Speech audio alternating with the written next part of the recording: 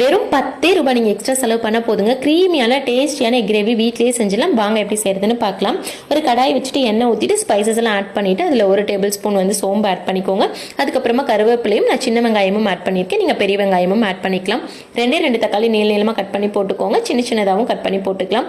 2 table spoon மிளகாத்தூள், 2 table spoon மல்லித்தூள், அவ்வளோதான். இதை நீங்கள் நல்லா போட்டு வதக்கிட்டு கொஞ்சமாக தண்ணி ஊற்றி பச்சை வாசம் போகிற அளவுக்கு நல்லா கொதிக்க விடுங்க. அதுக்கப்புறமா ஒரு மிக்ஸி ஜாரில் 1/2 மூடி தேங்காய், எக்ஸ்ட்ரா 10 ரூபா செலவு பண்ணி 5 முந்திரிங்க.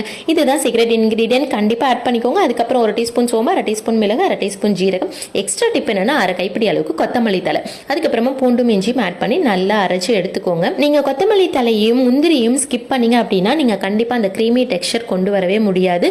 நீங்கள் எப்பவும் செய்கிற மாதிரி ஆயிரும். ஒரு எக்ஸ்ட்ரா 10 ரூபாய் செலவு பண்ணி நல்லா டேஸ்டியாக சாப்பிட்றது தப்பு இல்லைன்னு நினைக்கிறேன். எப்பயாவது தானே ட்ரை பண்ணுறீங்க, கண்டிப்பாக இந்த மாதிரி எக்ஸ்ட்ரா ஆட் பண்ணி ட்ரை பண்ணி பார்த்துட்டு டேஸ்ட் எப்படி இருந்ததுன்னு எனக்கு கமெண்ட்ல சொல்லுங்க.